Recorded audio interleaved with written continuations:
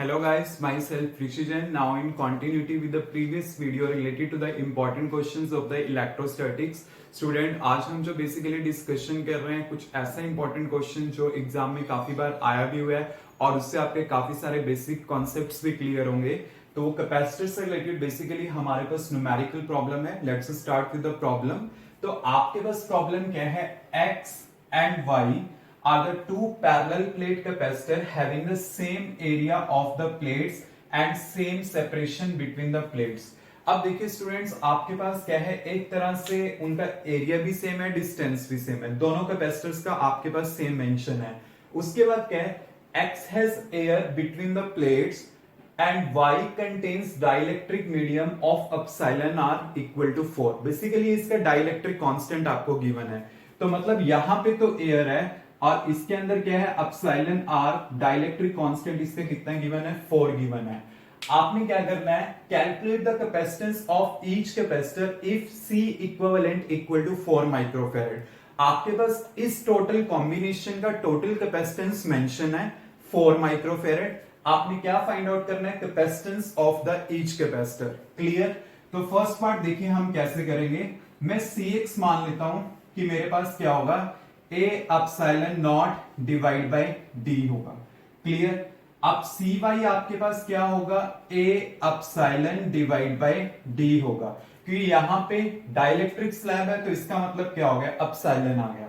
तो आपको पता है एप्सिलॉन बाय एप्सिलॉन नॉट किसके इक्विवेलेंट होता है, आपके पास एप्सिलॉन r के। तो वही यूज करना है मैंने, A epsilon not into epsilon r divide by D, ये मेरे पास आ गया। अब एप्सिलॉन r का वैल्यू कितना मेंशन है, 4 मेंशन है। तो मैं क्या लिख दूंगा, Cy equal to A epsilon naught divide by D क्या होगा, Cx। तो मैंने यहां पे लिख दिया Cx epsilon r। Epsilon r का वैल्यू क्या है, 4। तो एक तरह से जो Cy मेरे पास है वो 4 टाइम्स ऑफ द Cx है। क्लियर? अब टोटल आपके पास जो कैपेसिटेंस है वो कितनी मेंशन है, 4 माइक्रोफैरड मेंशन है। अब आपने हर एक का पता करना है कितना होगा। ये दोनों आपके पास सीरीज में अटैच है तो नेट कैसे आएगी, 1/CS equal to 1/CX plus 1/CY। अगर मैं इसका नेट पता करूं तो मेरे पास क्या आएगा, CS equal to CX CY divide by क्या किया, CX plus CY। Just LCM लेना, रिवर्स करना, आपके पास ये आ जाएगा। अब देखिए CS कितना मेंशन है, 4, और यहां पे कितना है, CX CY divide bye CX plus CY। अब CY का वैल्यू मेरे पास कितना मेंशन है, 4CX, तो मैं यहां पे मेंशन कर देता हूं। तो यहां पे आ गया CX और यहां पे आ गया 4CX divide by CX plus 4CX। तो यहां पे कितना आ जाएगा, 4CX square divide by 5CX, ये आपके पास आ जाएगा। एक कैंसल आउट हो गया और 4 से 4 कैंसल आउट हो गया, तो मेरे पास क्या आ जाएगा, यहां से अगर मैं कैलकुलेशन करूं 1 इक्वल टू क्या आया आपके पास, CX डिवाइड बाय 5। तो CX का वैल्यू कितना आ गया, 5 माइक्रोफैरड, ये मेरे पास आ गया। अब ये जो CX मेरे पास आया है मैं यहां पे पुट कर देता हूं क्योंकि ये दोनों में रिलेशन है। तो CY क्या आ जाएगा, 4 टाइम्स ऑफ CX है, तो यहां पे मैंने पुट कर दिया कितना है, 5।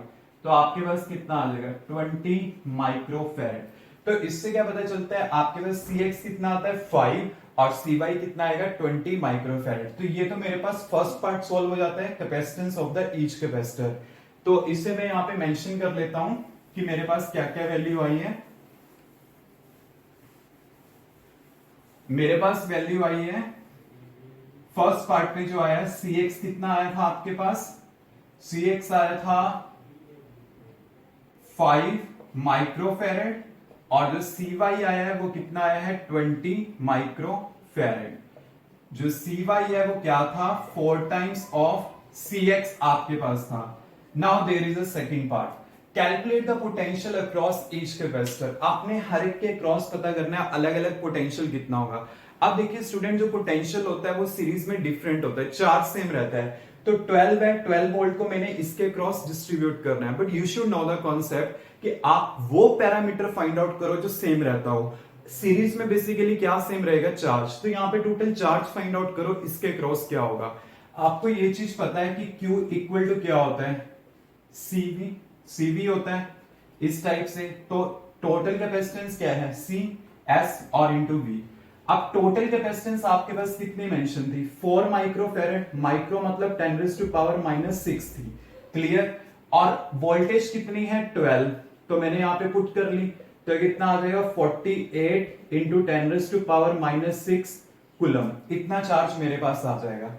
अब ये मेरे पास आ गया टोटल चार्ज, और चार्ज सीरीज में क्या रहता है, सेम।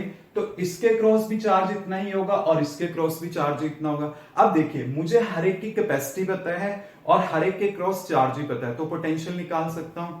तो अगर मैंने पोटेंशियल पता करना है अक्रॉस एक्स, तो वो क्या होगा, जैसे Q इक्वल टू CV है तो V इक्वल टू क्या होगा, Q बाई C, तो मतलब Q बाई सी एक्स, क्योंकि मैंने x के क्रॉस पता करना है। Q कितना है आपके पास 48 इंटू 10⁻⁻⁶ और डिवाइड बाय कैपेसिटेंस।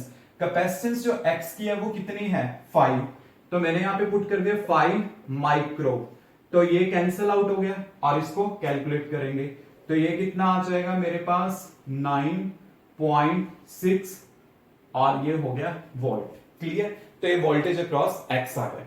ऐसे ही मैं क्या कर सकता हूं, y के क्रॉस भी पता कर सकता हूं। वैसे सिंपल सी बात है, आपको पता है कि जो टोटल वोल्टेज है वो क्या है Vx प्लस Vy है। तो आप क्या करो, यहां पे 12 टोटल है, x के क्रॉस 9.6 पता है, तो Vy यहां से आ जाएगी, तो इसको कैलकुलेट कर लेंगे तो Vy यहां से कितना आएगा 2.4 वोल्ट, क्लियर। ये इजी कैलकुलेशन हो जाएगी। तो ये था हमारे पास इसका सेकंड पार्ट। मींस इसमें मैंने क्या किया, वो पैरामीटर फाइंड आउट करा जो सेम रहता है। सीरीज में क्या सेम रहता है, चार्ज। तो मुझे चार्ज पता चल गया और इसके क्रॉस मुझे कैपेसिटेंस भी पता है, तो क्या आ जाएगा, पोटेंशियल आ जाएगा। अब देखिए थर्ड पार्ट, थर्ड पार्ट क्या आएगा,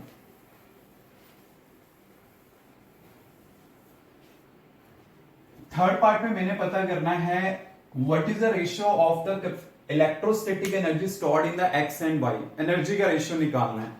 तो एनर्जी क्या होती है, देखो हाफ ऑफ CV स्क्वायर भी होती है, Q स्क्वायर बाय 2C भी होती है। बट ये सीरीज कॉम्बिनेशन है, सीरीज में क्या सेम रहता है, चार्ज। तो मुझे कौन सा रिलेशन यूज करना है, Q स्क्वायर बाय 2C वाला।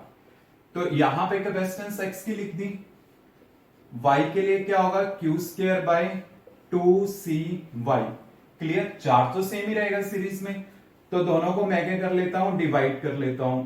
यहां पे मैंने दोनों को डिवाइड कर लिया, तो जब दोनों को डिवाइड करूंगा Q square by 2CX divide by Q square by 2CY, ये दोनों कैंसिल आउट हो गए, तो क्या आएगा CY बाय CX।